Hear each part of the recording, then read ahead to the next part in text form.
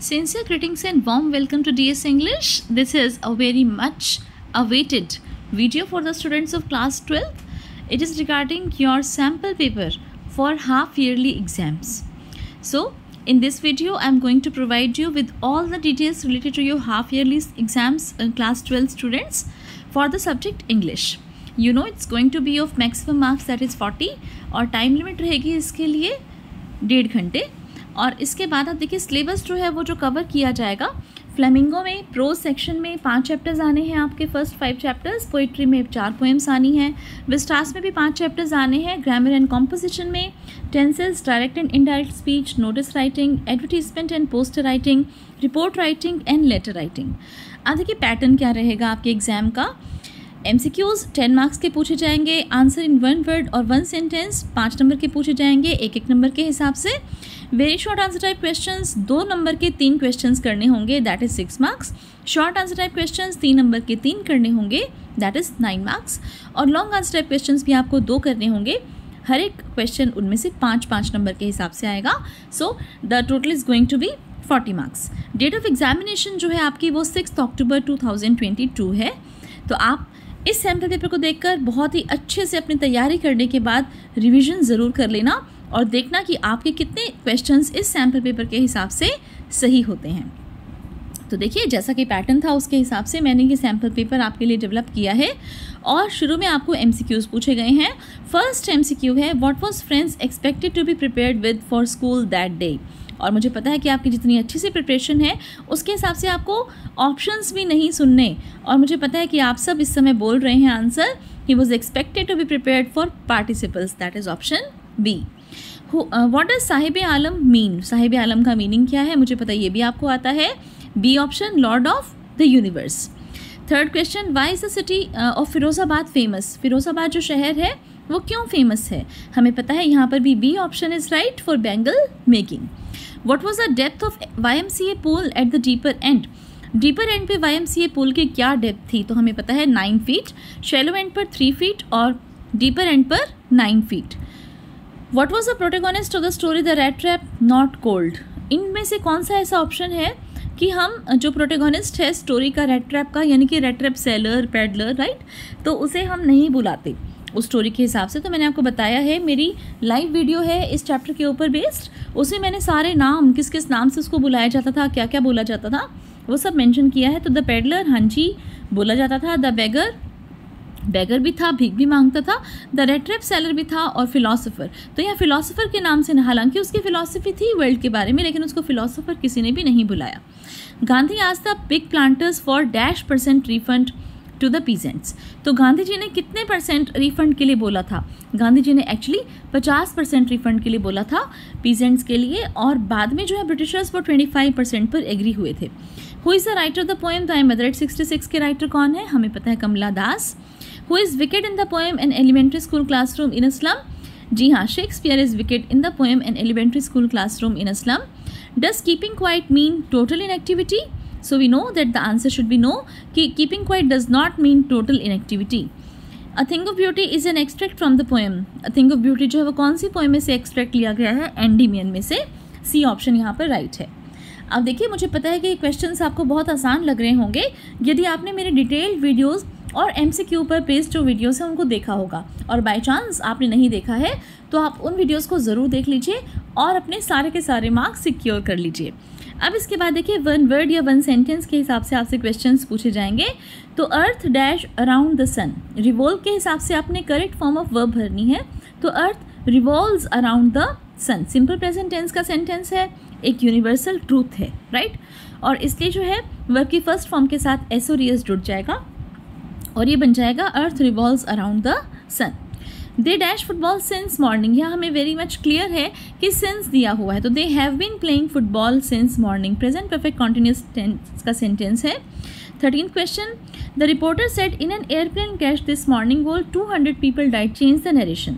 तो देखिए कैसे करेंगे, the reporter said that, commas और इन्वर्टेड कॉमा हट जाएगा, इन का आई जो है वो स्मॉल हो जाएगा, इन an airplane crash that morning, comma, all 200 people had died, और फिर से आपका जो फुल स्टॉप आ जाएगा और डबल इन्वर्टेड कॉमास के हिसाब से जो क्लोजिंग जो सैल्यूटेशन है वो कॉमा हट जाएगा.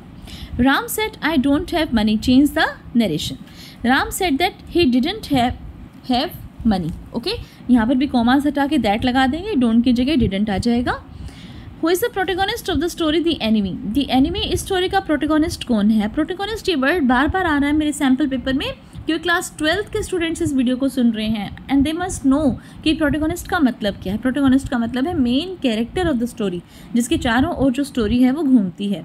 तो हम यही मानेंगे कि दी एनिमी का जो प्रोटेगोनिस्ट है वो कौन है? Doctor Sadao. जी हाँ, doctor Sadao is the main character in the story.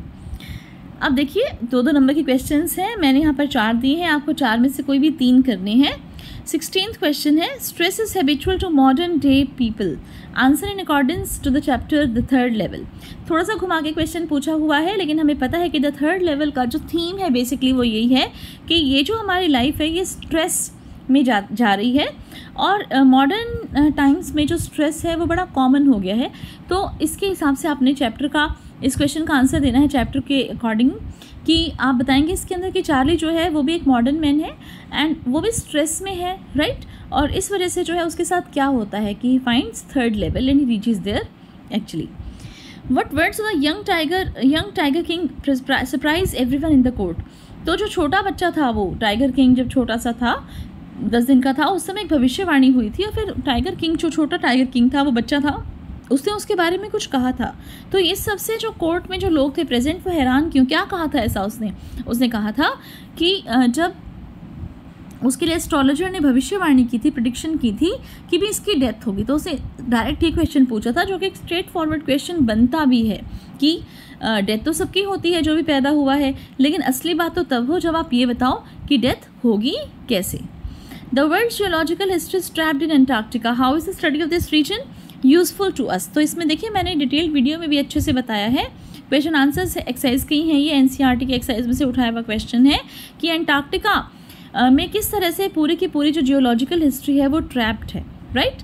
How does doctor Sadao help the American soldier. तो डॉक्टर सेडाओ ने अमेरिकन सोल्जर की हेल्प कैसे की? आप चाहो जितना भी लिख सकते हो, तो 2 ही नंबर का लिखना है आपने. ओके, फिर देखिए, do you think that the wizard should hit mommy, justify your answer. तो आपको ऐसा लगता है कि आके विजार्ड को मॉमी को वापस से हिट करना चाहिए, राइट.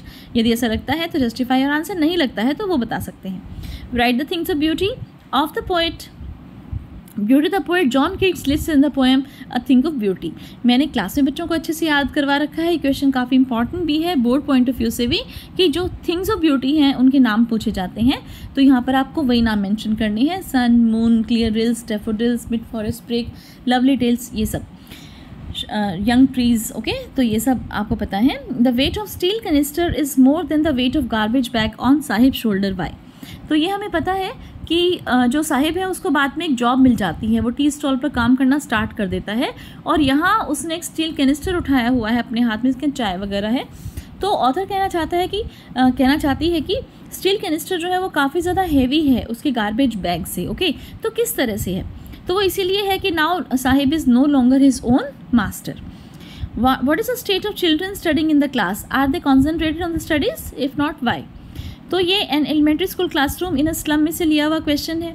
जो बच्चे हैं वो उनकी क्या पोजीशन है जब वो क्लास में पढ़ रहे हैं, राइट, क्या स्टेट है, और क्या वो अपनी पढ़ाई के ऊपर ध्यान दे पा रहे हैं? यदि नहीं तो क्यों नहीं, ये आपने बतानी है. जो भी प्रॉब्लम्स हैं उन बच्चों के सामने, कि बेसिक एमेनिटीज़ ऑफ लाइफ जो है, फूड, शेल्टर, क्लोथिंग, बेसिकली उनके पास वही नहीं है. तो एजुकेशन जो है वो काफ़ी दूर की बात है. And hence Shakespeare is wicked to those children. तो first give them food, give them open air. Okay, take them to the surroundings in nature. Only then these children will be able to concentrate on their studies and do something significant in their lives, right? इस तरह से आप इसका answer बताएंगे. 24th question. अब 5 number के हैं, मैंने 3 दिए, 3 में से कोई भी 2 करने हैं आपने. हो सकता है कि पेपर में 2 ही आएंगे और दोनों ही आपको करने होंगे. ये केवल आपकी प्रैक्टिस के लिए मैंने एक क्वेश्चन एक्स्ट्रा दिया है. Herbal Ayurveda has released a cream that is claimed to make your skin glow and keep it wrinkle free. Stating its features, draft an advertisement for the company. तो आपने यहाँ पर एक हर्बल आयुर्वेद क्रीम के लिए अपना एडवर्टीजमेंट ड्राफ्ट करना है. You are Vinita, secretary of the Red Cross unit of your school. You are going to organize a blood donation camp in school, inviting the names of interested donors. Draft a notice. तो यहाँ पर आपको एक notice draft करना है.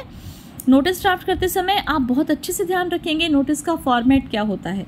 आपको strictly उस format को फॉलो करना है जिसमें एक बॉक्स होगा, इशूइंग अथॉरिटी, ये जैसे यहाँ पर स्कूल के लिए बात चल रही है तो स्कूल का नाम होगा, और उसके बाद फिर नोटिस डेट आ जाएगी आपकी लेफ्ट हैंड साइड में, और फिर टाइटल हो जाएगा नोटिस का, that is blood donation camp. और उसके बाद आप डिटेल्स उसके अंदर लिखेंगे. जो कोई लैंग्वेज आपको मैंने बता रखी है नोटिस राइटिंग वाली वीडियो में से, आप उसमें से यूज़ कर सकते हैं.